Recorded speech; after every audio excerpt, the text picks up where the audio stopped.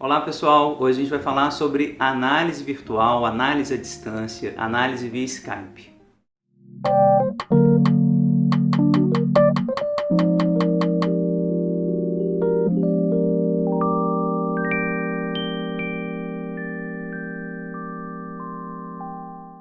Pessoal, tema muito importante, super contemporâneo. É possível fazer análise via Skype, via outras plataformas, né, de vídeo, imagem, que permitam, evidentemente, né, o contato entre o analista e o paciente? É possível isso? Quais são as consequências disso? Queria conversar com vocês hoje sobre esse tema fundamental que já está acontecendo, né? A gente sabe disso, já existe análise que está acontecendo via Skype, mas eu queria conversar sobre as consequências disso, quais são, né, as primeiras reflexões metapsicológicas que a gente vai ter que fazer sobre isso. Ainda não vi nenhum artigo científico escrito sobre esse tema, queria, né, caso vocês já conheçam, que comentassem, por favor, aqui na descrição, né, nos comentários do vídeo, para a gente divulgar esse saber também e também para que eu possa ler, comentar adiante com vocês. Mas eu acho que ainda há uma metapsicologia a ser feita, né, uma análise crítica, longitudinal, a ser feita sobre esse tipo de atendimento, né? Eu acho que é um tipo de atendimento diferente do que o atendimento presencial. Antes de passar os pontos aqui desse roteiro que eu fiz, desse tanto de conversa, vocês vão ver como que eu bolei esse roteiro, queria pedir para vocês se inscreverem no canal. O YouTube tem me falado que a maioria das pessoas que está vendo os vídeos não está inscrita. Então gostaria de pedir mais uma vez para quem está me acompanhando aqui que se inscreva no canal. Isso é importante para os algoritmos aí do YouTube, né, para que o vídeo circule também. Gente, montei um roteiro aqui, conversando com muitos colegas. Aliás, queria agradecer muitíssimo, né, assim, várias pessoas que conversaram comigo ao longo de quase 6 meses, assim, eu estou conversando sobre isso, pensando nesse tema, porque eu tenho atendido como analista alguns pacientes via Skype, via Hangout do Gmail. São plataformas que funcionam no celular, geralmente eu uso o celular, uso a tela do computador também, notebook. São aplicativos diretos, né? Não precisam de uma plataforma para a gente utilizar, e tenho atendido, tem funcionado, tenho visto algumas diferenças entre análise presencial e análise virtual, e é sobre isso que eu queria conversar com vocês. Então, isso já está acontecendo, fiz um roteiro então a partir dessas conversas. Então eu queria agradecer pessoalmente pelo menos esses 7 colegas, 7 amigos com os quais eu conversei ao longo de muito tempo, né? Ao longo desses meses aí: Vanessa Biscardi, Jonathan Miranda, Clara Lins, Fernando Genaro, Érica Espírito Santo, Venúncia Emília Coelho e Bernardo Melo, só para citar alguns, assim, que eu anotei muita coisa aqui, de muita gente também, então eu queria agradecer a todo mundo que me ajudou nessas conversas. Mas foram muitos comentários, não vou evidentemente agradecer todo mundo, mas quem sabe que conversou comigo sobre isso, muito obrigado. Acho que o canal vai se fazendo assim também. O roteiro tem vários pontos aqui que apareceram ao longo então dessas conversas, então não vou seguir um roteirinho muito organizado, mas em livre associação mesmo, falando dos prós, dos contras desse atendimento, do que eu sinto também na minha experiência, né, do que a gente pode começar a pensar em termos metapsicológicos a partir disso, né? Assim, o que é atender alguém via Skype? Primeira questão que me apareceu de imediato: o uso do divã fica aparentemente, ou pelo menos a princípio, suspenso. Em alguns casos, alguns pacientes inclusive têm feito a análise que ele fazia no divã, ele faz deitado, né? Faz deitado, tira o celular do campo de visão dele e coloca o celular inclusive no campo de visão do analista, de tal maneira que o analista veja o corpo deitado do paciente. Então você pode mimetizar a situação de análise literalmente. Então, um relato que eu tive foi desse jeito, por exemplo, né? Então, o divã, a princípio, continua, pelo menos visualmente, para o analista e para o paciente também, que faz a análise dele na cama, né, no sofá, de tal maneira que ele mantenha essa posição deitada. Na minha experiência pessoal, isso não tem acontecido. Passa-se ao face a face, né? O método clínico ele vai ser face a face. As pacientes que tinham muita experiência de divã, muito tempo de divã, geralmente evitam olhar para o vídeo, deixa o vídeo ligado, mas se coloca um pouco mais de lado, olha para fora do vídeo, tentando de alguma maneira também evitar esse olhar do face a face, né, um olhar mais direto. É uma possibilidade, mas na minha experiência, volta-se ao face a face, fica um diálogo com o vídeo o tempo todo, bem direto, olho no olho. De qualquer maneira, né, assim, a gente pode apagar o vídeo, manter isso por voz, que aliás é quando começa essa experiência virtual. Não sei se alguns de vocês já trabalhou, ainda trabalha no CVV, né? Aliás, queria mandar um abraço para os colegas do CVV. Trabalhei lá no início da graduação, né, década de 90 ainda. Eu trabalhei um tempo lá no CVV, vocês sabem, um serviço muito importante, um centro de valorização à vida, né? Que a gente atende o telefone, na época telefone fixo, hoje já deve ser celular, imagino, WhatsApp, das pessoas que estavam na iminência de se matar. Então, assim, não era um serviço clínico qualquer, era um serviço de urgência. Então, passava noites lá no CVV, né? Geralmente o trabalho à noite é muito importante, né? De madrugada, atendendo pacientes no telefone. Esse foi o primeiro grande experimento de análise virtual, de pelo menos apoio psicoterapêutico virtual, né? A análise aí, né, nesse tipo de intervenção por telefone, por exemplo, pode ser só voz. Então a experiência do CVV mostra que é muito efetivo, a gente sabe disso, né? Um telefonema muda tudo na iminência do suicídio, né? Isso muda tudo, o sujeito tem uma altíssima possibilidade de não se matar quando é bem acolhido. Portanto, tem efeito psicoterapêutico. Isso não pode ser desconsiderado, né? A gente sabe pela experiência do CVV. Então, começamos aí, né? Assim, face a face talvez não seja necessário, mas aumenta ainda mais, obviamente, a recepção, o calor humano, a ideia de que você está sendo acolhido, está sendo visto, está sendo reconhecido. Eu acho que não é um fator indispensável a questão da imagem, mas me parece que essa tecnologia aponta sempre para o uso da imagem. Quais são os grandes riscos da análise virtual que eu pensei assim de imediato no início do roteiro? Primeiro, a perda de sigilo.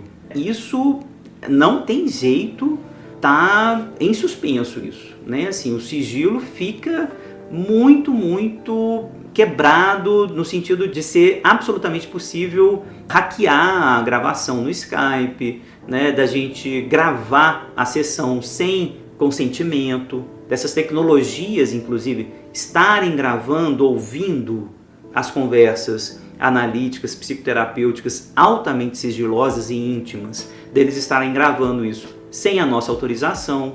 Tudo isso acontece, a gente sabe disso, né? O telefone fica nos ouvindo aqui o tempo todo. Imagine numa sessão. Então isso pode estar sendo utilizado, pode estar sendo visto, ouvido por pessoas que não estão autorizadas nem de longe a ouvirem isso. Fora hackeamento, né? Fora esse tipo de violência virtual que existe demais. Invasões, etc. Então, primeira questão que a gente tem que pensar é em tecnologias de proteção, né, contra vírus, invasões, etc. Eu acho que esse é um problema grave dessa análise virtual. Segundo, a própria tecnologia ainda não é boa, né, pessoal? Assim, mesmo com uma internet boa, falha, o vídeo é interrompido. Muitas vezes o analista tem que se manter ativo, né, mexer um pouquinho, falar mais, para confirmar que a sua imagem não está congelada.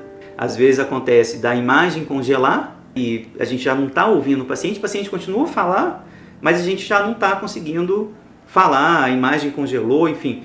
A precariedade do meio virtual ainda é algo que pesa contra esse tipo de encontro.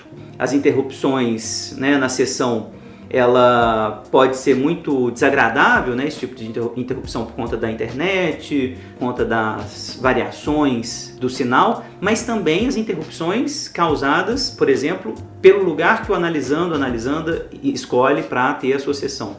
Geralmente está escolhendo ter em casa, e aí entra a criança no meio, entra, né, algum tipo de situação no trabalho. Como que a gente vai escolher também esse lugar? Isso também é um dos contra, assim, de que a privacidade de casa, por exemplo, não pode acontecer. E aí, tem como fazer a sessão? As vantagens imediatas, né, para que a gente valorize e estude mais essa questão da análise virtual a distância, né? Pacientes, como é o meu caso, por exemplo, pacientes que você atendia, mas que vão emigrar, que vão viajar durante muito tempo, vão ficar fora muito tempo e não tem como encontrar um analista no Canadá, nos Estados Unidos, na Austrália, no interior de Minas, né, no interior do Brasil. Não tem como achar um analista ali ou fazer um tipo de transferência que, né, você consiga efetivamente fazer esse encaminhamento. É muito difícil fazer o encaminhamento de um paciente na Austrália, né, para um analista brasileiro, enfim. Então, a distância me parece um argumento muito importante, né? Às vezes a gente quer fazer análise, mas não tem acesso ao serviço no interior ou em outro país. Segundo, mesmo dentro da cidade, estou pensando principalmente em São Paulo, Belo Horizonte, Rio, né, cidades nas quais o trânsito é impossível já, né, já está beira o intolerável, se não vale a pena a gente fazer análise virtual, por conta dessa, às vezes, hora que a gente perde 1 hora para ir, 1 hora para voltar para ir para análise. Então, questão de trânsito, doenças.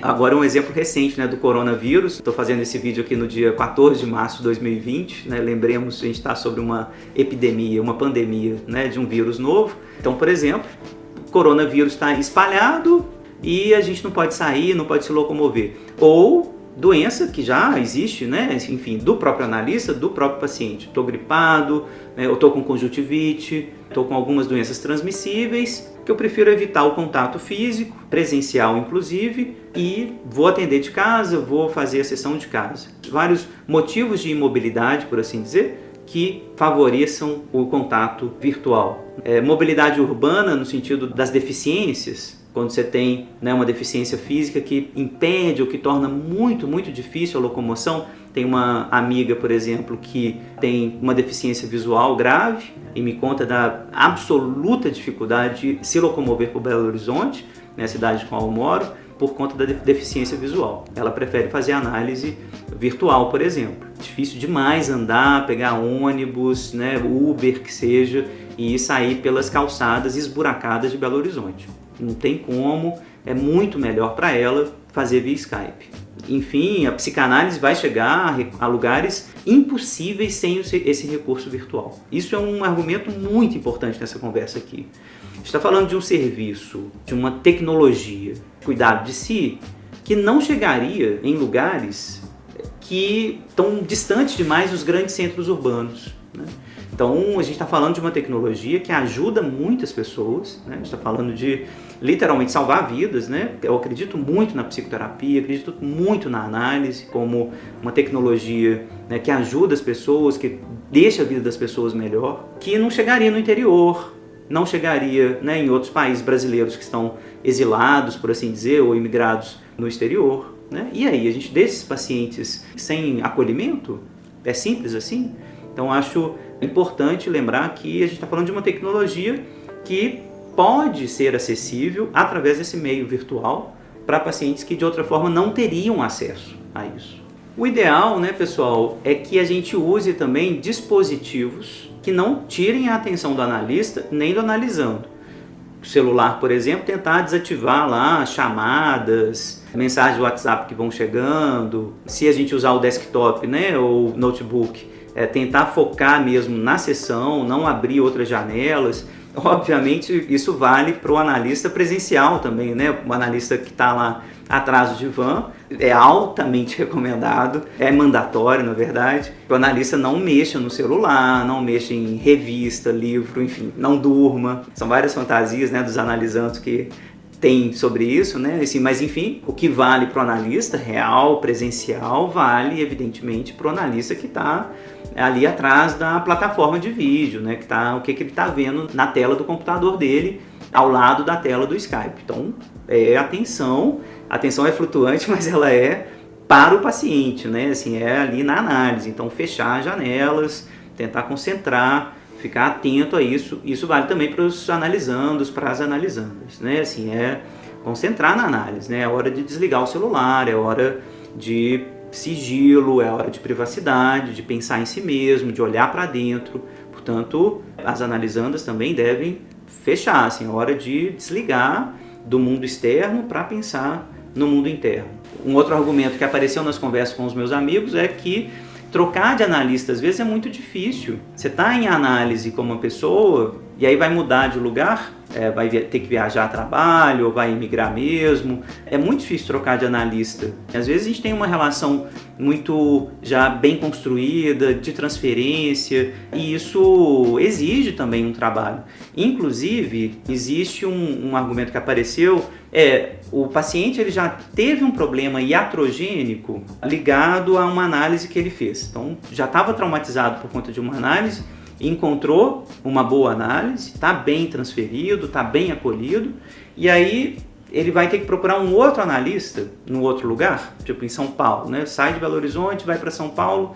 São Paulo tem colegas analistas, né, que eu indicaria facilmente, mas às vezes o encaminhamento gera angústia nesse paciente que já estava traumatizado por encontros analíticos anteriores. É isso, assim, nunca é tranquilo de fazer esse encaminhamento. Uma das coisas que apareceu também nas discussões com os meus amigos foi a presença do sexual no campo virtual.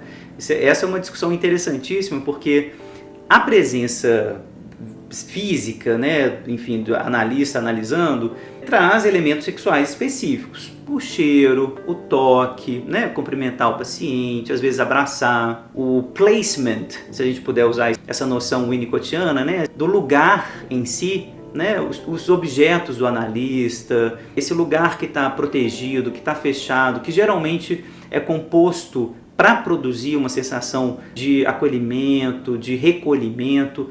Esse lugar tem um certo tipo de lógica libidinal, sexual, portanto, de acolhimento, de, enfim, uma presença que faz holding. Já na análise virtual, isso some. Cheiros, barulhinhos, né, ruídos do corpo do analista, ruídos do corpo do analisando. Tudo isso vai desaparecendo, vai deixando também esses elementos sexuais, por assim dizer, um pouco distantes da cena. No entanto, o colega estava me lembrando de um paciente que fazia análise, por exemplo, na casa, né, e apareciam elementos da casa que a analisanda trazia para ele, inclusive de mostrar a casa, né? Vai com o celular pela casa, mostra alguma coisa, mostra o filho, enfim, coisas que na análise no consultório não aconteceria. E algo novo aparece aí, nessa configuração do celular na mão, celular em casa, algo do sexual também nesse sentido, enfim, que estava mais privado, aparece na tela lá do computador. Então, prós e contras aqui que apontam para isso. A princípio, gente, assim, do ponto de vista metapsicológico, a gente está falando desde Spitz e Bowlby, principalmente essas pesquisas que foram revolucionárias no que tange a importância do contato humano. A gente está falando que o nosso ideal é sempre a análise presencial, é sempre o contato presencial, né? A psicanálise valoriza muito isso, presencial, de como que o contato humano ele é fundador da subjetividade, precisa de contato mesmo, por mais que seja uma das recusas fundamentais da análise, né, do tratamento psicanalítico, uma das recusas fundamentais é o contato físico entre o paciente e o analista. Não tem contato físico, ou o menor possível, cumprimento, às vezes um abraço, né, isso é bastante comedido, né, esse tipo de contato. Mas a presença física traz uma diferença importante. Fico pensando inclusive nessa coisa do cheiro, né? Assim, do quanto isso, todas as pesquisas têm mostrado, como que esse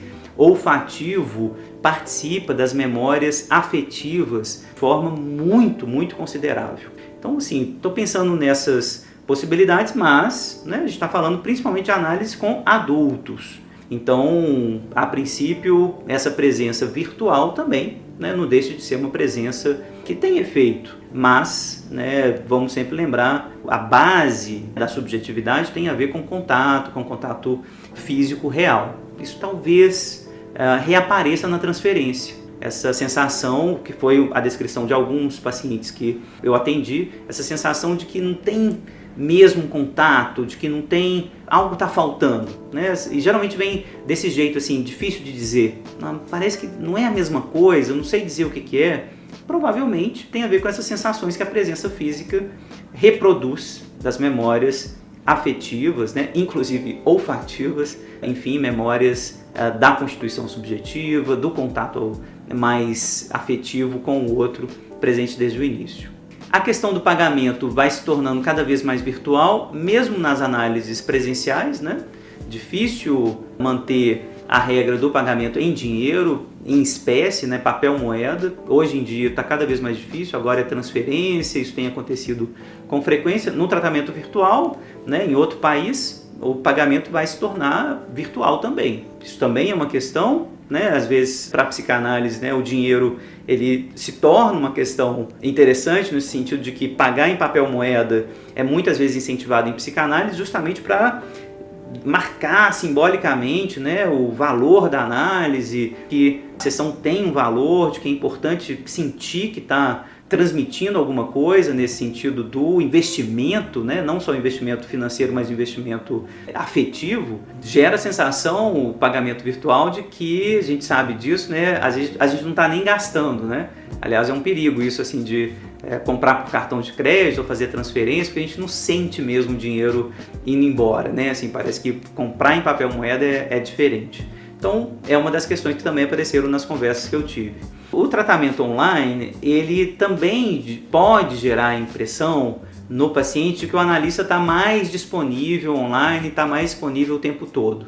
Então, esse é um dos cuidados técnicos que a gente tem que ter, de lembrar para o paciente que ele tem um horário, né? O horário continua, o horário da sessão. No caso da clínica Laplanchiana e da clínica Winnicottiana, que são as clínicas, né, que eu estou praticando, né, principalmente a partir do Laplanche, a ideia de uma sessão é a ideia de um tempo fixo, a ideia de um tempo bem determinado, com variações mínimas, né, assim, manter a ideia de uma tina bem constituída, mesmo que essa tina seja mantida assim por um contrato virtual. Então a gente tem um tempo, então mensagens no WhatsApp, né, mensagens fora da hora, levar sempre isso para a sessão. Obviamente o analista tem que estar disponível, às vezes em momentos que não fazem parte da sessão. Angústia, depressão, né, iminência do suicídio, fazem da nossa profissão uma profissão que a gente não pode estar ali o tempo todo indisponível, né, enfim, só está disponível na sessão. Não é assim. Mas a gente sabe, né, existem às vezes tentativas de contato fora da sessão que deve ser levado para a sessão. Isso no campo virtual, às vezes a gente dá essa impressão. Ah, você está online, vou te chamar aqui, vou te mandar uma mensagem. Isso acontece mesmo com análise presencial, mas acho que na análise virtual isso pode acontecer mais. Então sempre lembrar, a sessão ela tem um tempo, ela tem um determinado contorno, né, que deve ser respeitado, que deve ser mantido mesmo nesse contorno virtual. Das questões que eu achei mais interessantes, conversando com psicólogos principalmente, que são analistas também, é que a gente tem que pensar na configuração profissional desse campo, o campo da psicoterapia, da psicologia clínica, né? Quem está saindo da faculdade geralmente não tem dinheiro nem para alugar uma sala. Então, um dos argumentos que estão sendo usados e que uma amiga minha usou e confirmou, que muitos colegas têm usado, eu preciso fazer análise virtual. O psicólogo, né? Eu não tenho dinheiro para alugar a sala, eu preciso começar a atender através das plataformas de psicoterapia, plataformas, né, que existem, aliás, sistemas impressionantes de, enfim, organização disso, salas virtuais de psicoterapeutas. Então existem aplicativos, né, através dos quais, não de psicanálise, eu não achei nenhum, né, mas psicanalistas vão entrar nesses aplicativos de psicologia clínica, né, que vão, enfim, organizar esse sistema, através dos quais, né, esses sistemas vão possibilitar que o analista que não tem dinheiro para alugar a sala tenha a possibilidade de atender. Então a gente está falando não só das condições econômicas dos pacientes, que às vezes não vão ter chance, né, de transporte público, de mobilidade e tal, mas também do analista que está começando a profissão também. Então esse é um fator pró, que conta a favor do uso, né, e do estudo dessas tecnologias. Nessas plataformas, uma reclamação que apareceu é que existe um excesso também de atendimento. Pode dar a sensação, e essas plataformas parecem que estão encaminhando para isso, de que, como é virtual, eu posso atender mais. também. Não sei por que razão existe esse tipo de excesso, né, que pode levar essas plataformas ou os planos de saúde a acreditarem que esse trabalho então pode ser menos remunerado, né, pode ser remunerado de uma maneira pior. Aliás, toda uma questão para a gente conversar aqui em outro vídeo, né, sobre o campo econômico da psicanálise, né? Quanto que o analista recebe, quanto que ele deve receber, como que ele pode cobrar, como é que é o funcionamento disso nos planos de saúde. Tudo isso aqui vai aparecer assim com muita força no campo virtual. Então, a gente pode atender, né, via convênio no virtual. Isso implica em questões para a saúde psíquica dos psicoterapeutas, dos analistas. Estão atendendo às vezes o dia inteiro porque as sessões são mal remuneradas, estão articuladas essas plataformas, planos de saúde. Tudo isso pode ser mobilizado por essa nova tecnologia. A gente tem que estudar isso com muita calma.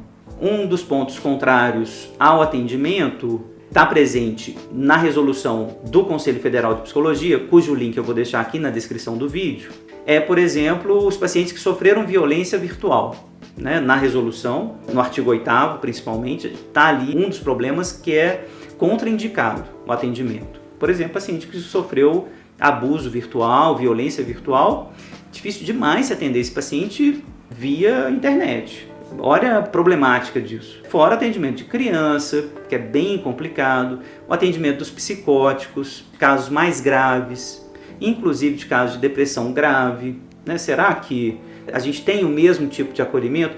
Não só o acolhimento, mas também a capacidade de encaminhamento, por exemplo, para o serviço de psiquiatria, para algum tipo de serviço que pode auxiliar na psicoterapia, na análise. Isso fica em questão, né? Assim, a facilidade que eu tenho aqui em Belo Horizonte, por exemplo, de conversar com colegas psiquiatras, né, que de vez em quando a clínica exige, para mim é tranquilo. Né? Eu tenho vários colegas em São Paulo, no Rio, que eu consigo fazer encaminhamento.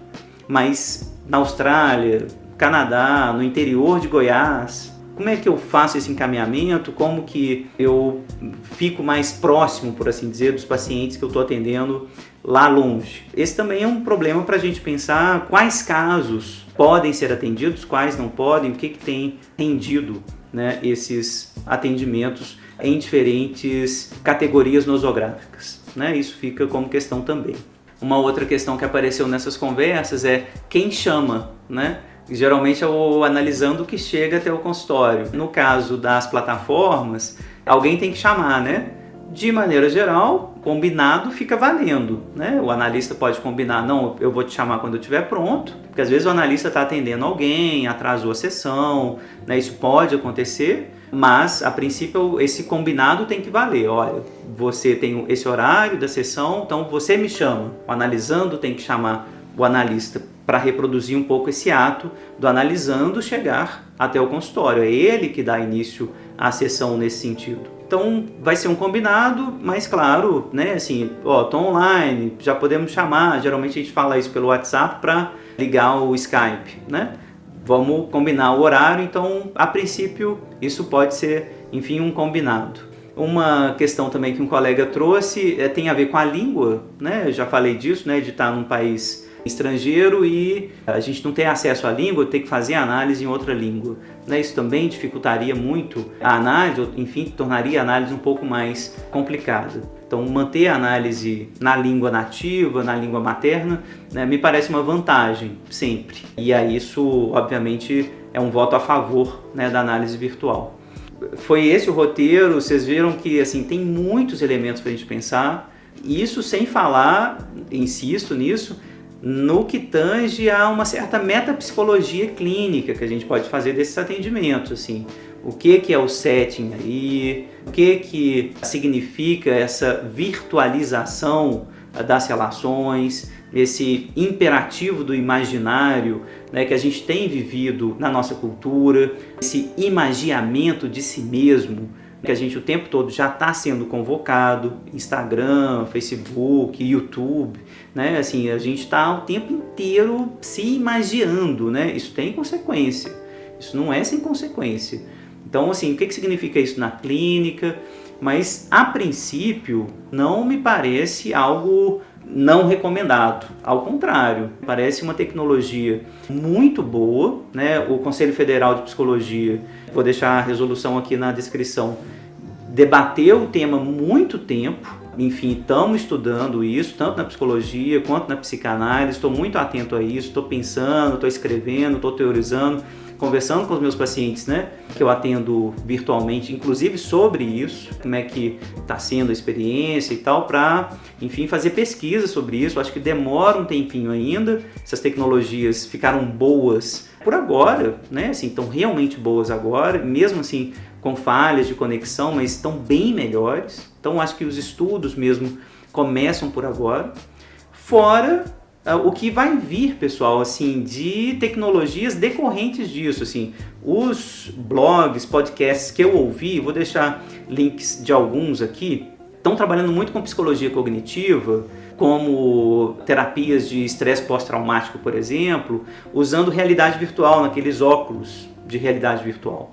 Isso é uma questão que está sendo usado com pacientes graves que estão voltando da guerra, por exemplo, e que tem funcionado. Então, análise virtual, usando tecnologia virtual, usando inteligência artificial, então, o que foi já debatido, acho que na década de 80, quando a gente estava começando, né, a máquina de Turing, enfim, quando essa conversa começou efetivamente, será que vai ter um terapeuta com inteligência artificial? Para alguns tipos de terapia, mais técnicas, por exemplo, isso que tem a ver com treinamento. Então, assim, são questões que abrem o campo, inclusive da ficção científica, né, assim, que são campos de exploração teórica, de exploração clínica, metapsicológica, que me interessam muito. Campos que se sobrepõem aqui, a gente está falando da psicologia comportamental, cognitiva, enfim, mas estamos falando de psicanálise também. A psicanálise, principalmente no Brasil, ela se articula fortemente à psicologia, então esses dois campos quase coincidem aqui no Brasil, né? A gente está acompanhando o Conselho Federal para colocar os limites éticos também dessas práticas. Existem perigos que a gente tem que estar atento, existem limitações, né? Existem, enfim, consequências clínicas que a gente tem que estudar e, enfim, acompanhar ao longo do tempo. Basicamente era isso que eu queria trazer para vocês. Eu imagino que tenha muito mais coisa para comentar e é isso que eu gostaria que vocês fizessem aqui embaixo, né? Comentem se já tiveram essa experiência, se já foram atendidos ou já atenderam virtualmente, se eu deixei de falar alguma coisa importante, por favor, comente, porque isso faz parte da pesquisa que a gente está fazendo aqui na UFMG. A gente está trabalhando com a clínica, a gente sabe que a clínica é uma ferramenta indispensável hoje em dia, é uma ferramenta muito importante e o uso dessa ferramenta via internet, via realidade virtual, ela é inevitável, esse uso é inevitável, vai acontecer, já está acontecendo, então a gente precisa estudar mais. Então comentem, compartilhem, né? Me digam aí o que vocês acharam e, por favor, se inscrevam no canal, vamos tornar esse canal cada vez mais conhecido para a gente começar e continuar a conversar virtualmente sobre psicanálise. Muito obrigado.